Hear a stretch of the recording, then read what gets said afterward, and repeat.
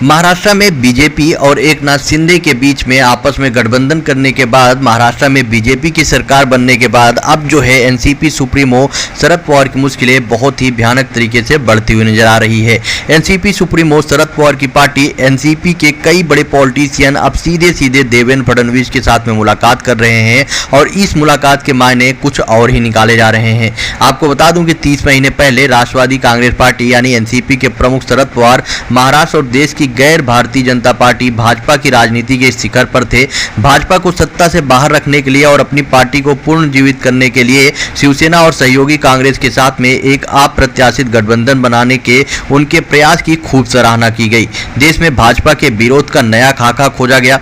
पिछले कुछ दिनों से महाराष्ट्र विकास आघाड़ी एमबीए को लेकर चिंता जताई जा रही है कि लोगों का ज्यादातर ध्यान मुख्यमंत्री उद्धव ठाकरे के सियासी भविष्य पर टिका हुआ है, क्योंकि उनकी पार्टी टूट गई है, आगे भी बिखराव की संभावना है। हालांकि यहां शरद पवार का भी भाग उतना ही अस्पष्ट है। पवार के सामने अपनी पार्टी के भविष्य, उसके नेतृत्व और अपनी विरासत को लेकर कई सवाल हैं। सत्ता से जाने के बाद पवार को अपनी पार्टी और अपनी विरासत की रक्षा के लिए कड़ी परीक्षा का सामना भी करना पड़ेगा।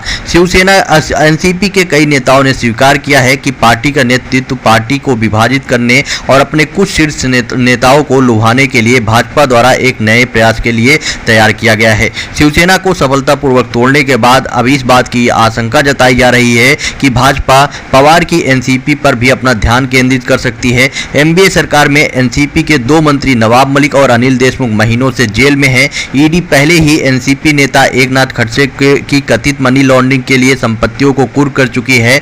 आयकर ने पिछले साल कर चोरी के आरोप में अजीत पवार से जुड़े व्यवसायों पर भी छापा मारा था। एनसीपी के पूर्व मंत्री हसन मुशर्रफ पर भी उनसे जुड़ी एक चीनी मिल में गड़बड़ करने को लेकर धोखाधड़ी करने का आरोप लगा है और उनके खिलाफ में भी कार्रवाई चल रही है। लेकिन इन्हीं सब चीजों के बीच में नई शिंदे सरकार के शपथ लेने के कुछ ही घंटों बाद अजीत पवार के करीबी एनसीपी नेता धनंजय मुंडे ने गुरुवार देर रात फडणवीस के साथ में बैठक की। मुंडे राज्य में बड़े ओबीसी नेता हैं। महाराष्ट्र विधान परिषद में एक आक्रामक नेता के तौर पर उनकी अपनी पहचान है।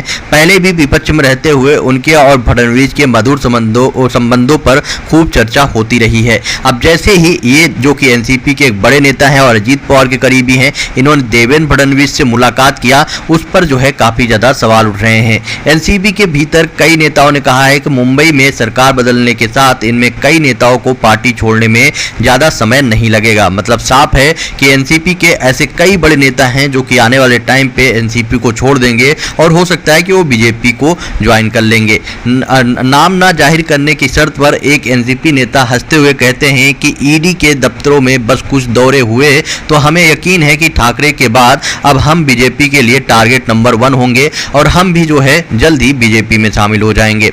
बाय द वे ये कहीं ना कहीं से काफी ज्यादा आश्चर्यजनक बातें सामने आ रही हैं, जो कि एनसीपी सुप्रीमो शरद पवार को इससे निपटना होगा। नहीं तो जैसे कि शिवसेना को पूरी तरह से तोड़ दिया गया, उसी तरह से आने वाले टाइम पे एनसीपी भी पूरी तरह से टूट जाएगी। आपका क्या ओपिनियन है इस पर? आप अपना ओपिनियन कमेंट बॉक्स में बताएं और वीडियो को ज्यादा से ज्यादा शेयर करें।